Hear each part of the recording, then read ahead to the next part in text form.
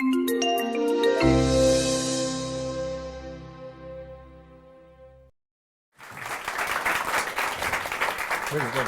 grab a seat. So, first off, welcome. Thank you. And thank you for coming to Google. Great turnout, especially on a sunny day with a train strike. It's normally a good excuse to stay at home. But you've obviously got the draw. So just sort of for everyone in the room, Owen Slot has been the chief rugby correspondent for The Times since 2015. But before stepping into this role, he was the chief Times sports reporter and the roles overlapped. And that really allowed him to cover the Rio Olympics, which was, 6 summer games in succession? 6 on the trot, yeah. Pretty impressive. Going back to Atlanta in 1996, so given the average age of Google, I think that's probably when most Googlers were being born at the time. And so he's reported over those Olympics and 3 Winter Games as well. So it was really sort of seeing that success of the great British Olympic team over 20 years that inspired him to write this amazing book. But he did want me to tell you that he has not come close to winning an Olympic medal himself, although did compete for the Dorking under-16 tennis team. Was Dorking champion, I believe. So fantastic. Proud moment. So, you know, we're Owen, I want everybody to sort of not just hear about what's in the book. You should all buy the book. That's a solid recommendation from me. But also to sort of hear a bit about the story around it and some of the big outtakes you had from it.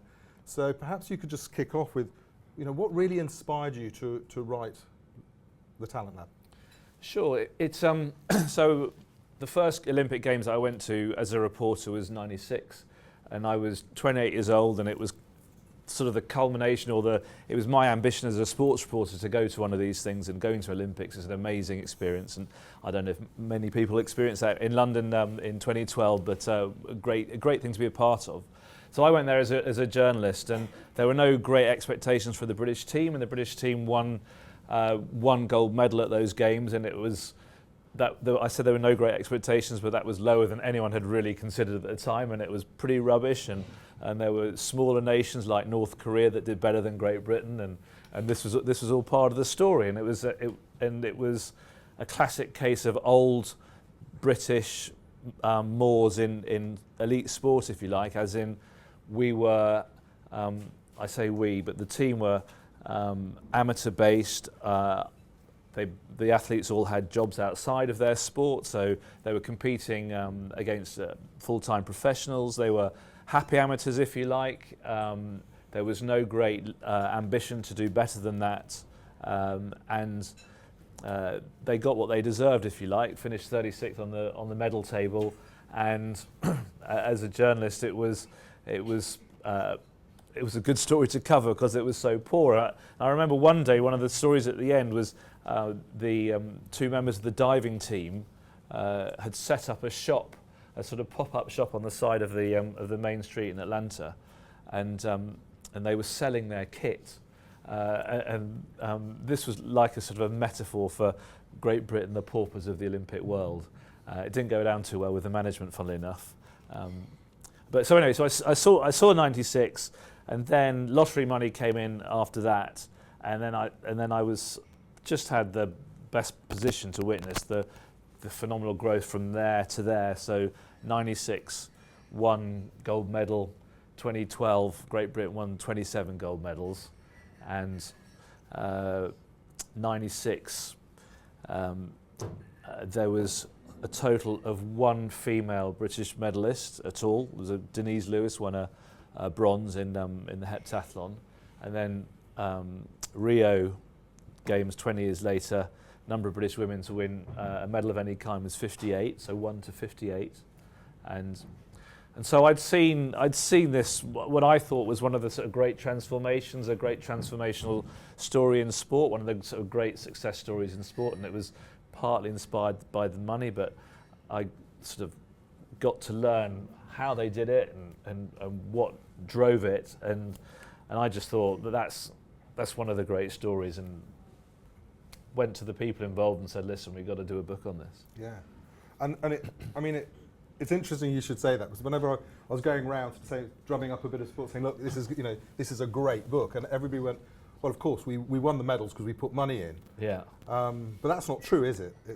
Well, it's it's the start. So that is the natural reaction, and it's not an incorrect reaction either. So before money, Great Britain 36th on the medal table, Rio second on the medal table. So one of the questions for the book, which I try to tackle, is if you just chuck money at it, does that guarantee your success? Is it just a straightforward money equals medals equation? And my answer is very, very much no. So we don't know how much, for instance, so we publish in Great Britain, we publish how much, an audited account of how much is spent on every single sport every year, so we know exactly what it is. And funnily enough, Russia and China don't do the same sort of thing on a public basis. But we're pretty sure that they outspend Great Britain considerably. But one of the great achievements of Rio was that Great Britain finished above both those two traditional Olympic superpowers. And then if you compare Great Britain to, for instance, one of our great sporting rivals, Australia, who over the 90s and early noughties were ahead of Great Britain on the medal table.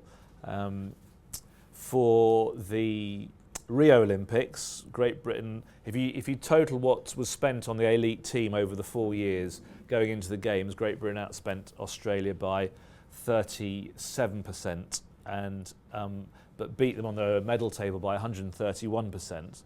One of the other comparisons I like is if you put together on a similar basis Japan and South Korea, who did have sort of very exact accounts of what they spend. If you put together what they spent leading into the London Games, they spent 7 times what Great Britain spent. Yet on the medal table, Great Britain matched those two put together, so sort of 7 times more effective. So my sort of what I argue in the book is having the money, having the lottery funding allows talented kids opportunities to do well, but it doesn't make them take them. Yeah, amazing. And I mean, you just sort of mentioned that sort of, Russia and China, big Olympic superpowers, but not very transparent. One of the amazing things about this book is you have so much access, you have so much, there's so much revealed about how we did it. Yeah. How did you get that access, and how did you get all these people to talk to you about their secrets of success? Well, I was slightly surprised. So in the years of build-up, so as a reporter, I did a lot of Olympic sports reporting in the lead up to the Athens Games in 2004 and then Beijing in 2008. So that, at that point we knew that London were going to get the Games. So as a reporter I thought, right, I'm just going to be on the Olympic story because it's the big sports story. And so during that time I got to know some of the people who work for UK Sport, which is kind of like the central funding hub for all Olympic sports. And they, so while they decide where to invest, they're in a sense a bit like sort of an investment bank, but also management consultants at the same time. So they're trying to work out what businesses to stick their money into, where they're going to get a return, and they're also trying to manage it at the same time. And they have all sorts of different businesses that, the big successful ones and the startups, if you like. And so I got to know the people who ran them quite well, and it became quite clear to me that they had phenomenal knowledge that wasn't being reported much in the newspapers, that they were cutting edge globally in terms of the knowledge and the smarts and the skill sets they took to managing sports teams. Talent ID was the first thing that I started writing about with them. And at the time, talent ID was almost like a dirty word in sport in Great Britain. It was sort of when they announced that they were going to do a talent ID scheme, I kid you not, there were newspapers that were comparing it to East Germany, and it was like the old East Germany, which was the sort of the dark days of how not to run a sporting system, and so they were brave and they were cutting edge. And in the lead up to the London Games, I was saying to them, listen, what you're doing is clever and impressive, and the story of your growth and success is staggering as well. So I think it's a great story. And they were going, yeah, but we'd like to keep it to ourselves. And I guess I was lucky that I managed to win some confidences and to make some friends, and at the same time around the weeks and months after the London Games, there was a change of management, and there was a new sports director called Simon Timpson, who was pretty gung-ho, really good bloke, but sort of liked to be out there and was quite happy for people to know about what they were doing. Also at the same time, you may remember there was a big concern, so lots of funding had gone into British Olympic sport up to London, and there was a big concern that after London had happened, we'd done it had been a success, and that funding would drop off. And so they were quite happy for their skills and their abilities to be promoted a bit more, and so thus the book, that they generally have taken the book to sports ministers and funding people in Parliament and saying, listen, this is what we do and this is why we do it well, and that it was also seen as a way of trying to get support. So they eventually said yes, then a publisher said yes, and then we had this sort of magical sort of 2 years where I would go into the UK sport offices once a month, and with the two leading people in UK sport, Simon Timpson was one and Chelsea Ward, who was his deputy, every session we'd target either a sport or a theme. So it could be swimming, or it could be leadership, or it could be gymnastics, or it could be how to sustain success. And we'd talk sort of all the way through the story of how they saw swimming and whether it was doing well or what it was trying to do. And then at the end of the session, we'd have a list of names of coaches and performance directors, psychologists, or whatever. And then over the next couple of days, they'd be copying me into emails with those people, and then I'd be following up, and then I'd be going to the swimming people and saying, can I come and see you? So I sort of created a very long journey that started at UK Sport, and then we'll get to see more and more people. Yeah. And so you sort of gradually worked your way into the system. Yeah, and then just accumulated more and more information, and for sure there were some people that felt awkward about sharing their information, and for sure there's only a limit to where I've gone, and there's obviously areas where they didn't want the public to see or their competitors to see, but I think they were, well, as you said, I think they were quite open with what they've allowed to go out there. Yeah, well, I think you've certainly created sort of almost a manual of how to build an Olympic team. Quite frankly, it's a great place to start. But just to put the achievement into context. So normally teams do well in their home games and then decline. Yeah, we didn't.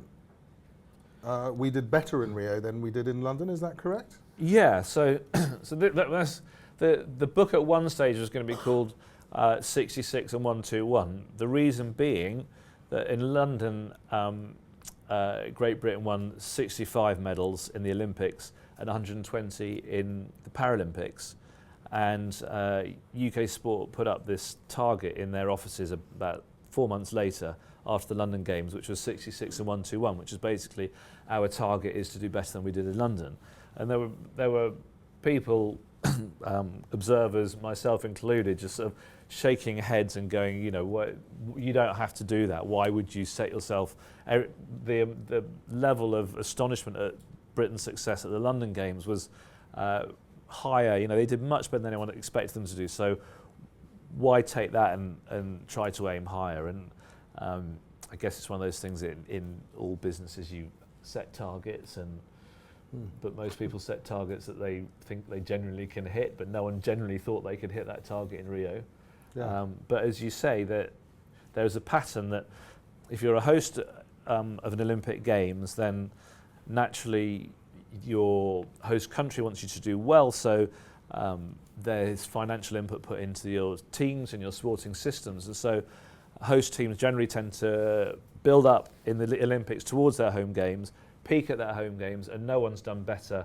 Everyone's hit the peak at their home games and gone down the other side. And Australia's the sort of classic example, were fourth in Sydney at their home games. By the time they got to Beijing, they were 8th, and then they were 10th in London, and they were 10th in Rio again. So they just followed the classic parabola of up one side and down the other. And people running the British team, UK Sport in particular, they were just saying, that is what we want to we are just dead set on avoiding that. We think it would be the greatest achievement to have done what we do in London and then do better afterwards. Sustain that success. Amazing. So the book's absolutely chocker full of great sort of stories of how they changed things, how they found people. Perhaps you could, let's dig into some of those. Give me one of your favourite stories of success in the book. Well, okay. So one of the sort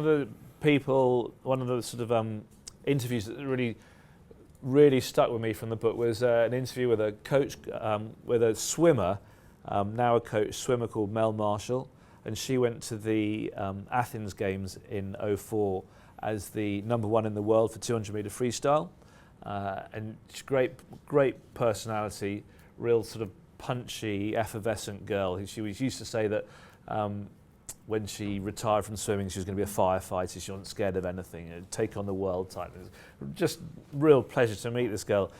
So she went to, as I say, she went to Athens as the favourite for the gold medal. In her heat, she had sort of quite a scratchy performance, but she got through the semi-final. And in the semi-final, she came last. So end of games, just sudden, complete, go home, whole thing over, dream dies. Your 4 years preparation for your big moments are over. And when I spoke to her, she was just astonishingly candid when she said that she kind of knew she wasn't going to win before she even got there. She talked about the stress that was brought down from her performance director and then her coach, and she said she thought that she guessed she was physically and mentally drained before she even arrived, and then she went into coaching herself. At the same time, British swimming was probably the standout failure amongst British sports during the years leading up to London and London as well. So in the decade leading up to London, British swimming had total investment of 52 million quid, and that was second only to athletics, I think. So huge investment. Of that 52 million pounds was spread over a total of 282 athletes. Some getting bigger share if they were potential gold medalists. If you were sort of at the start of the pathway, you get a smaller share. But 52 million over 282 swimmers, and of 282 swimmers, total number of gold medalists it produced was 1.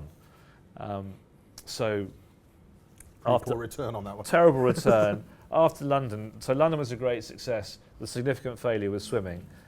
So from Mel Marshall's failure in 2004, there had been a sequence of management changes. So you'd have an Olympics failure, management change. They started bringing in coaches from abroad, bringing new ideas, etc., etc. And so there was a cycle of change, So there was no cohesion, no consistency, and nothing seemed to work.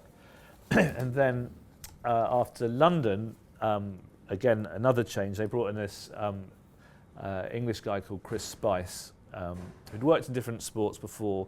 Wasn't a swimming specialist, and he went to his appointment was in place just before the World Championships a year later in 2013. So he arrived just before those, and he only really went in an observational role because no time to make any changes or work out what he wanted to do.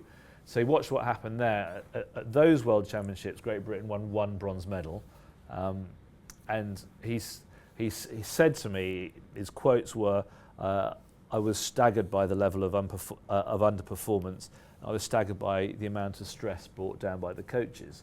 And so that was from '04 to 13, 9 years, the same culture of fear and stress amongst the performers. So Spice did 2 things. He said, how come we're spending 52 million on 282 people and getting 1 gold medalist?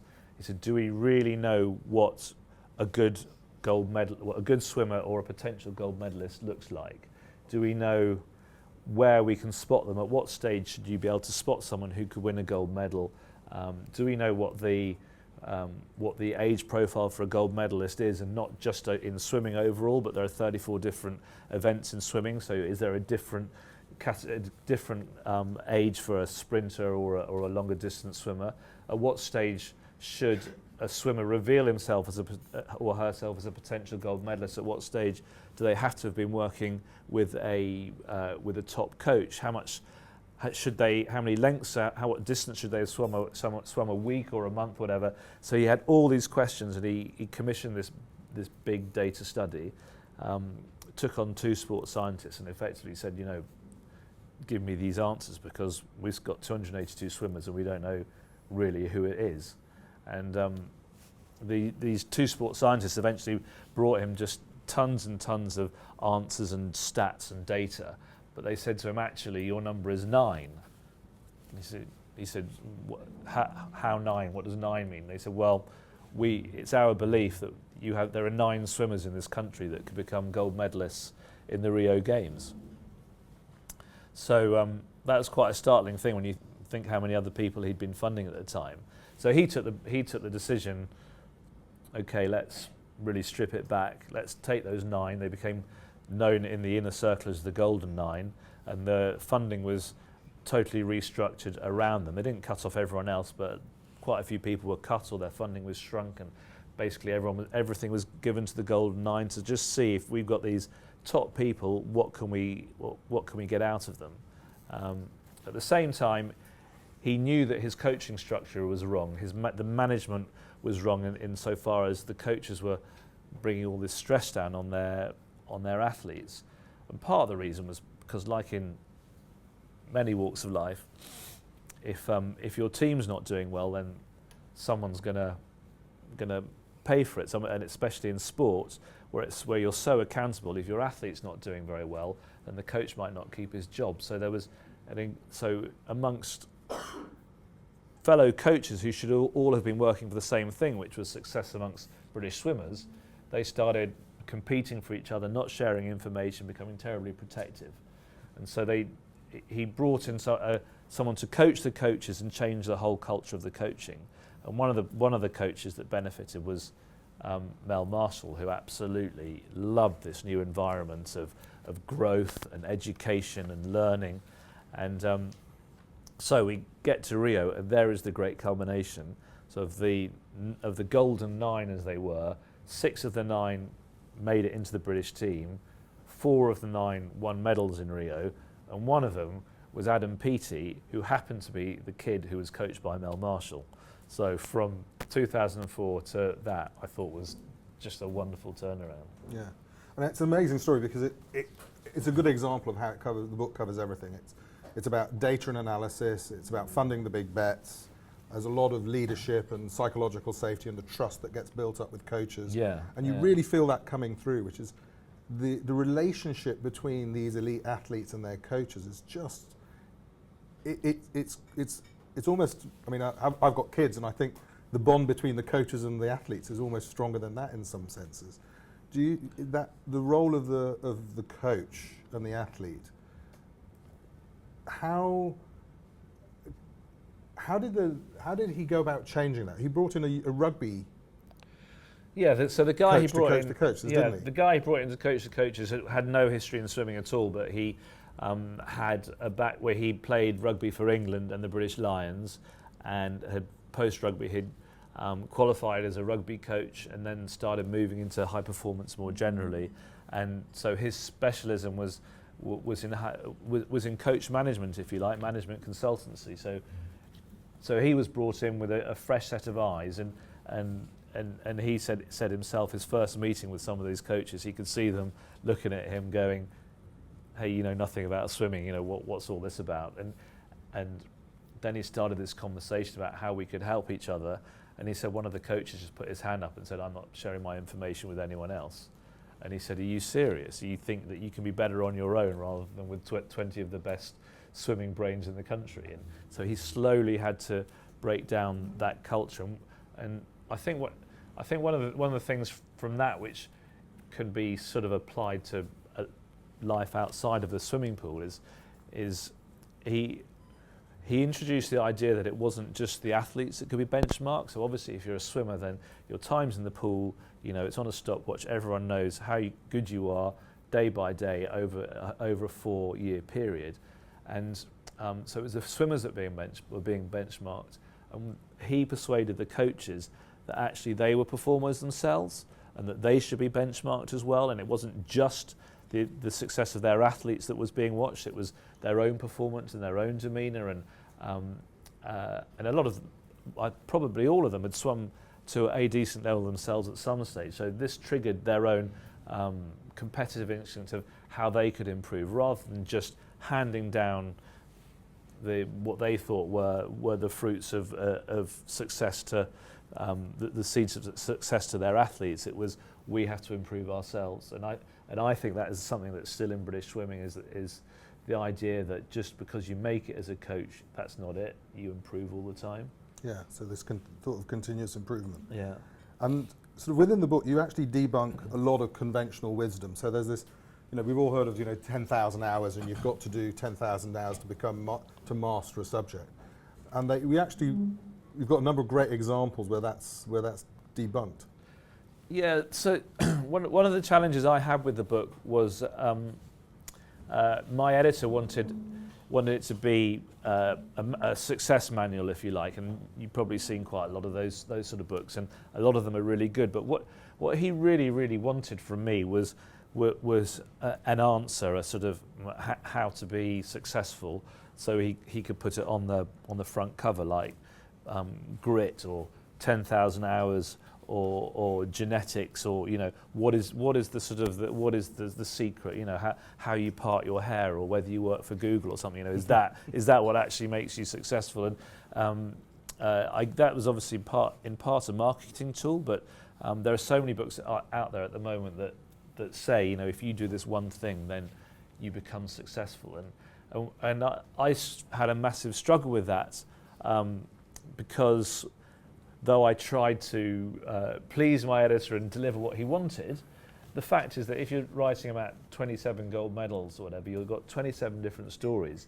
And as I started saying to him after a while, we're just kidding our readers if we're going to tell them that there's one thing that all these 27 people did that's collective, that is your secret to success.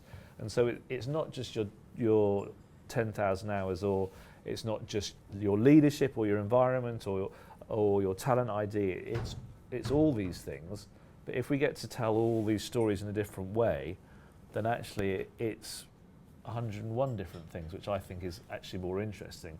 It just doesn't give you the opportunity to put one simple answer on the book and say success is straightforward. I mean, it would be boring if winning a gold medal was as simple as just follow Owen Slot's book of A to Z, and probably in the first chapter we can tell you how to do it. Well, I was obviously disappointed. It's very complicated. Yeah. Sorry. But it's just a very complicated thing, and especially in British Olympic sport, where you've got some sports which, as I was saying before, you've got some sports like rowing where people have been winning medals from way back, and they have a sophisticated system and are expected to win a lot of medals, to your sort of start-up companies like trampolining, for instance, which won one medal out of nowhere, or diving, for instance, where Great Britain never won anything, and now we won a gold, silver and a bronze in Rio. Or gymnastics, the British gymnastics team were the sort of the joke in the amongst the high-performing world until 2004. Then suddenly 2008, out of nowhere, silver medals won by a kid called Lewis Smith. And then in 2012, there's a team medal that's won, and Beth Tweddle wins the first female gymnastics medal for ages. And then in Rio, 2 gold medals won within an hour of each other. Yeah. And that's just come from nowhere. And they're all different, and they're all stories of how talented people became the best in the world. Yeah. So one of the stories I really liked in the Talent ID, because it really feels that sort of part of that success story is actually finding the right people and the talent to put into that pipeline in the beginning. And there were some really interesting ways in which they found that talent. So one of them was this chap went to a university, and he literally put 2 pieces of coloured tape next to a door, and one a red and a blue at certain heights. And if you were taller than that, he went, you'd be a good rower. Yeah. And red for women and blue for men, basically. Yeah. And then he would literally walk up to these students as they picked up their student cards to say, have you ever thought about rowing? That's an amazing leap, isn't it? I mean, he's literally casting that net really broadly. What are there any other sort of anecdotes where you think someone really just went, sort of, did something very different in order to source that talent? Yeah, I mean they really pushed their they pushed their areas of learning to work out how to find successful people. I mean, so for me, one of the complete culture changes in British sport from '96 to now is in '96, the only way you could become pretty much the only way you could become a medalist, a British Olympic medalist, was if you found your own way to the top. So if you happen to be put into a sport through your school or your parents' enthusiasm or whatever, and you happen to be good at it and you happen to find the right coach at the right time, then you might happen to find your way to the top. Whereas over the next 20 years, the culture completely changed, which was, let's not just feed off those happy accidents where we find people who are good, let's just go looking for them. So it was like, let's work out what good looks like rather than let's just do the best of what good comes to us. So in the diving, for instance, I loved the way they did it with diving. So the question was, what does a good diver look like? And one of the straightforward answers to that is, well, a good diver looks Chinese, because the Chinese divers tend to win sort of 80% of the gold medals over the previous sort of 20 Olympics. Okay, well that's good to know. So how do we feed off that? Well, it just so happened that in the sort of early noughties there was a Chinese elite diving camp at Crystal Palace diving pool every year. They used to do a week's camp there before one of the big European competitions. And so UK Sport said to the Chinese diving people, you can come and use Crystal Palace still as your camp if we can come and do a research project with you. So they go, okay, that's fair enough. So the Chinese divers come in, and the talent ID person in British diving goes and meets the divers and does a complete physiological study on size, arm length, leg length, the whole sort of thing. Asks about their background, their history, when they got started coaching. Basically got the full map of what a gold medal diver could look like, brought that back, tried to work out what that would look like if you put it into a 7 or 8 year old. And then from then on, they did a massive talent ID program, very, very specific. You had no chance of being on it unless you lived within a 20-mile radius of a diving pool in the country. So if you live near Crystal Palace, or if you live near Plymouth, or if you live near Leeds, then you'd have got a chance. They went into the schools and they got them to do these tests to see if they could be anything like what these Chinese divers were like. And then, funnily enough, Tom Daley came from Plymouth. That's where he was found.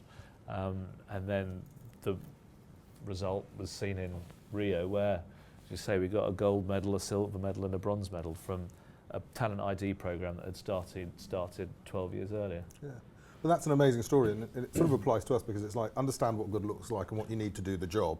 Yeah. And then go and define where you're going to go and find those people that fit the profile to do the job. Yeah. And actually removing all of those biases, which is the good divers will have come up through the old tradition. Yeah, because their mum or dad said, let's go and try diving. Yeah. And in fact, some of these people had never been diving before until they got put through this program. Yeah, and their testing program didn't require them to go near water either. It was sort of jumping or different things. You know, the water was sort of a sidetrack. Yeah. Well, one of the particular ones I love, just to share it with the room, to tease you to buy the book, was for the Taekwondo team, where again we're incredibly successful. Yeah. It was literally just, can you do 35 head kicks in a minute? And if you could, you were in the program. Yeah. And you know, we excel in Taekwondo now. So some amazing stuff. Let's talk a little bit about the translation. This is first and foremost an amazing read on what goes on and how we succeed in the Olympics. But there is transition and translation to business and, you know, things we can all do to achieve performance, I guess. As you said, there's no simple formula. Yeah. But how should we think about ourselves, maybe? And because we are both, this is all about helping athletes achieve success. Yeah. Should we see ourselves as the athletes or the coaches or a bit of both? How do we start to translate from this sort of elite sporting environment into our world, do you think? Well, I'd say everyone's an athlete, really. Even the right to the top, you're a performer in your own way. And I think that's where swimming went wrong for so long, is the coaches forgot that they were performers themselves. I think everyone is the performer. What I like about what UK Sport did is they went into different businesses, if you like, and tried to work out how and why they were performing and how they could be performing better. And one of the stories that I really like is a Paralympian called Dave Henson. He was in Afghanistan, soldier, was in the Royal Engineers. February 2011, he stepped on a mine and lost best part of one of his legs. 2 years later, he was back at home and was taken to a talent ID centre, and this sort of rather cute little idea that you're a serviceman, now you're injured, therefore you could be a Paralympian.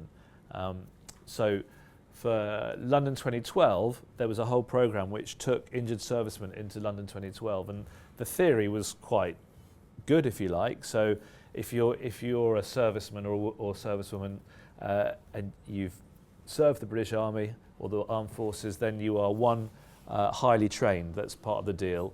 Therefore, you're highly trainable, and also the chances are that you're reasonably athletic, because you probably have done some quite athletic things.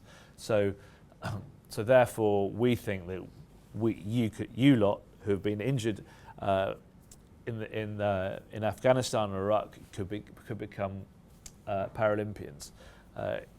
In London, there was one guy who won 2 silver medals, but afterwards the thinking was we didn't get quite the return from these people that we thought we should do.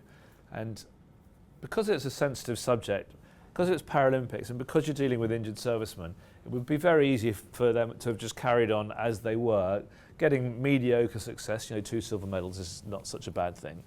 They could have carried on with the programme as it was, but they took the decision to strip it right back and ask why weren't we doing as well as we should have done. And they went and talked to all the servicemen who'd become Paralympians and asked about their experience, and they found 2 really crucial things. One was, what these servicemen said was, when we're in the army, say, or whatever squadron we're in, we're taught to go at the pace of the slowest person. You all go at the pace of the slowest person. You look after the slowest man or the slowest woman in your team. And now suddenly we become Paralympians and we're told we're supposed to kick ass every day and not wait for anyone because we've got to beat everyone. And that whole sort of frame of thinking was totally different.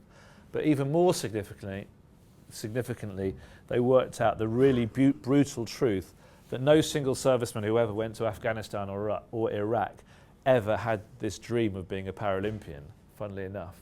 Everyone who's been in the Olympics, at some stage it's been their dream, probably from when they were a kid.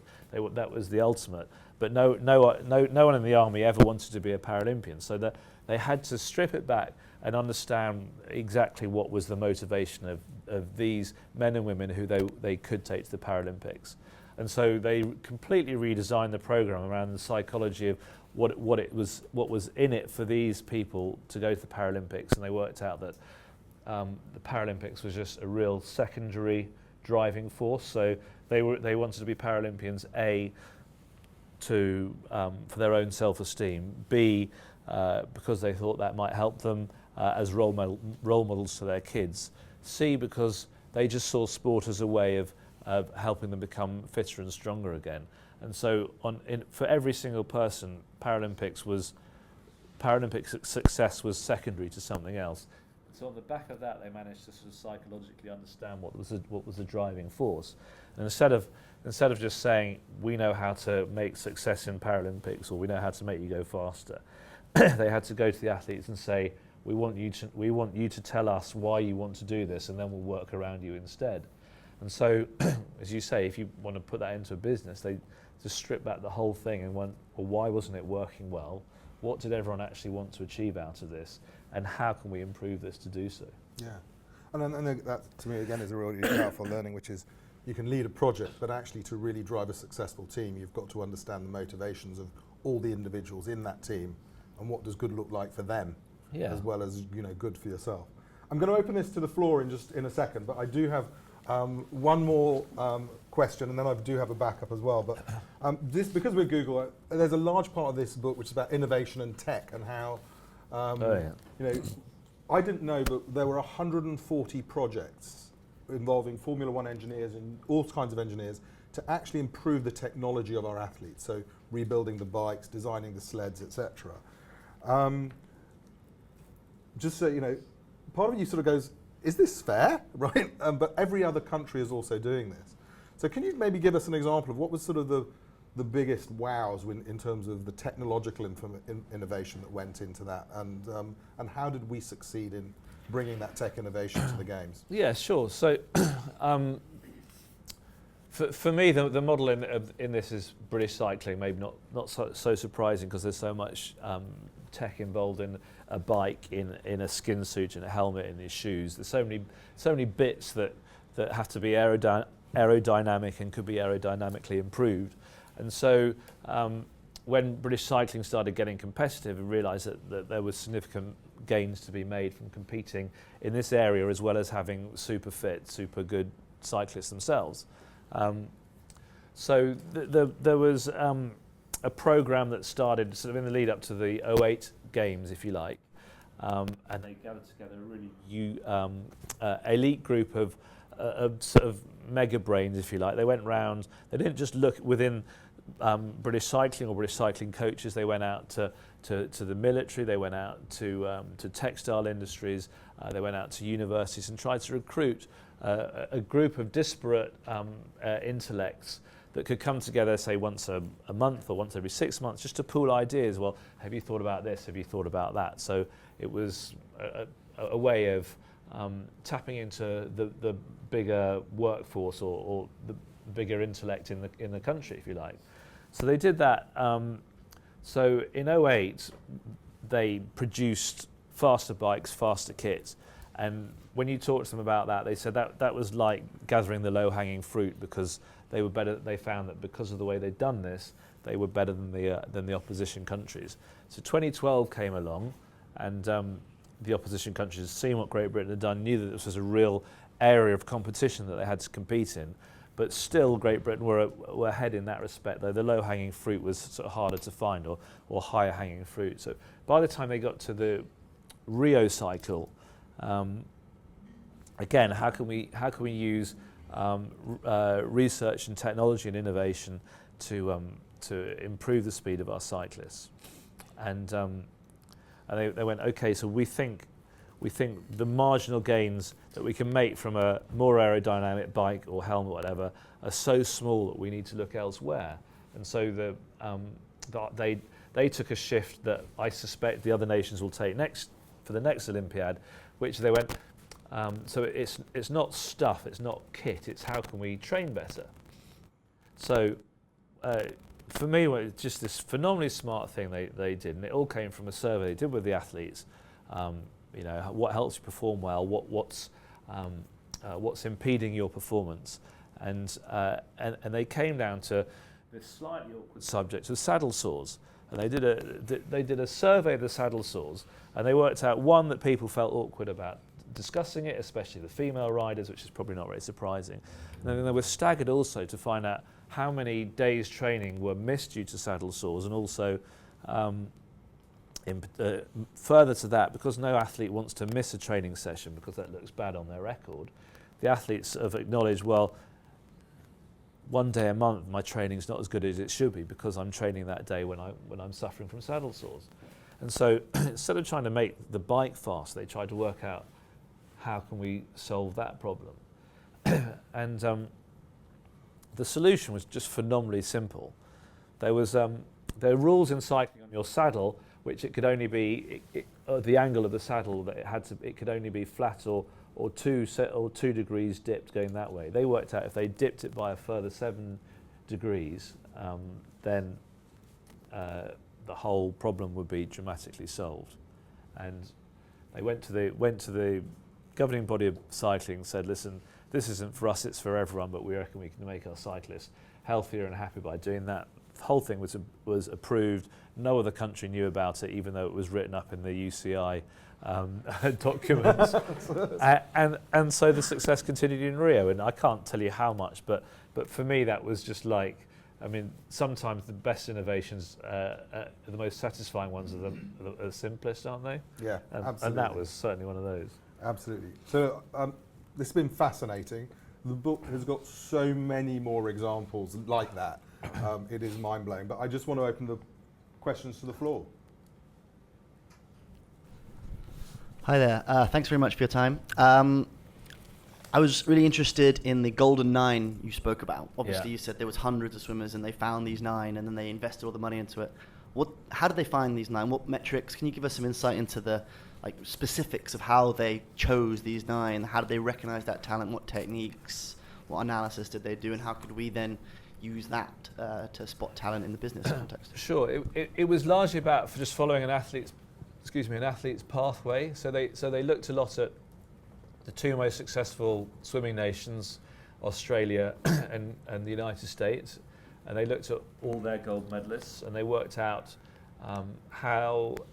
So if you took, say, Michael Phelps, for instance, the most famous swimmer in the world, so they would follow his pathway, and they would work out at what stage was he showing himself as an outstanding swimmer, and how good do you have to be at that stage. So, for instance, Great Britain still has, but had a pretty successful junior team, and so we were thinking, well, we've got these good juniors, therefore we'll fund them and take them on into the seniors, and they should be successful.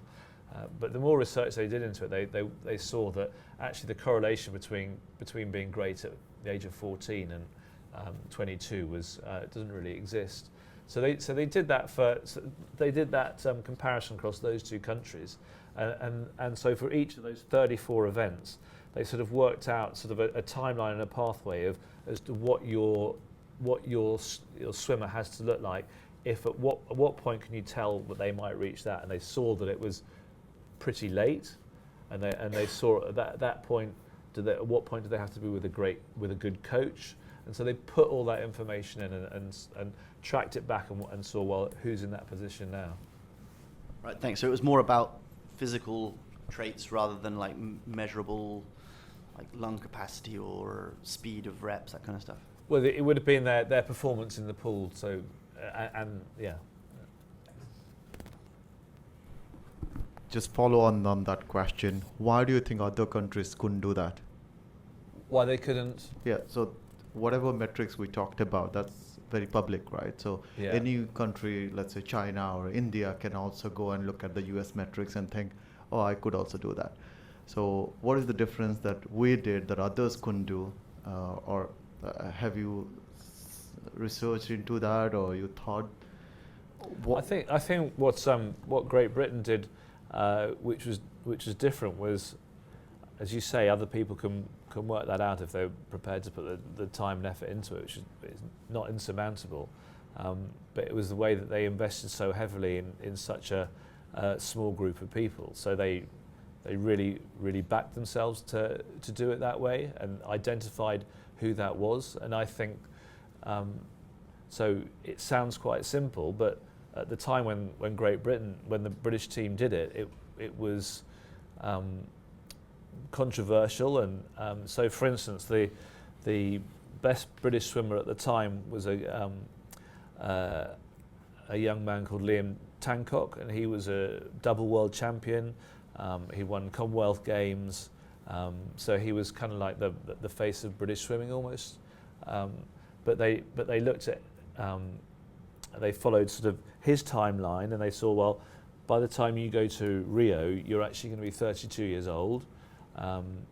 And so we think that takes you way out of reach of what could potentially win a gold medal. And so they cut his funding altogether. And so, that's effectively saying we decided to cut the funding of our best athletes. So I think it was as much the bravery to push it to the extreme as anything else. Owen, hi, thank you. I'm halfway through the book. It's a fantastic read, even for those who don't enjoy sport too much. And I'm conscious, both in the book and in your answers, you're sort of a bit reluctant to go too far into lessons for business and the rest of us. But I wondered, you've been covering this story for a long time. It's an amazing turnaround. If you were looking at your own professional life, editor of the Times or Rupert Murdoch, what would you do differently and apply from those lessons to your world? Shit.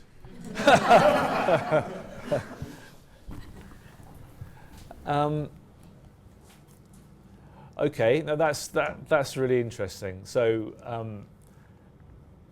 if I was to apply that to what I did, then I would be so if I was following that to extreme, I would be looking at what the successful sports writers did, which I think is something I did do. So I wanted to be a sports writer. So I used to hoover up the best sports writing or the sports writers I really liked and look at how they reported, how they wrote, etc. So to answer your question, what I should then be doing is going, well, what happened to the best sports writers when they got to a decent position? So I was sent to cover an Olympics at the age of 28. I thought, Christ, I made it. And so what happens next? I was really happy to be there. But some sports writers then went on to becoming news reporters, foreign correspondents. Some went to become sports editors. And then the guy who took me on at the Times went on, he was the sports editor, he went on to become deputy editor of the Times and then deputy news editor of the BBC. So maybe I should be looking at their pathways and going, how and why did they do it? But I mean, I did want to be a sports editor for a while, and I probably never cracked what it was that was their talent that I should have been pushing. Hi, thank you. That was really interesting. So I used to work for a venture capital firm, and one of the projects I was looking at was how can we spot founders before they're founders? So how can you start to look at founder attributes? Do you think you can apply any of the thinking or methodology to kind of early startup founders or those within that kind of high growth technology sector? I apologise. Can you just say? Can you explain founder? You mean a founder of a startup company? Yeah. So we were.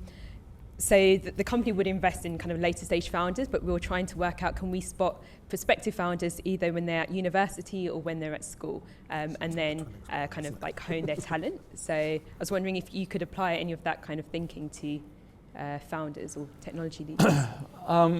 Yeah, I think one of the chapters that I was interested in the book was shooting. So again, shooting was maybe they was sort of not far off a startup, if you like. They didn't win very much, and they wanted to know how to do better. And for the shooting team, the UK Sport brought in someone from private equity, who was a professional in investing in startups and also turning around companies and working out how can we apply that to sports. And they tried to take those very philosophies to shooting, and I guess the founder that they brought in there was the guy who became chief executive performance director of British Shooting. And he was encouraged to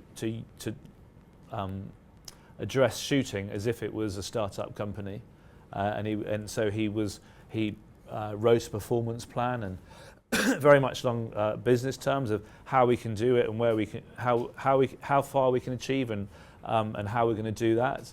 And his first business plan was sent right back to him saying you've not been ambitious enough.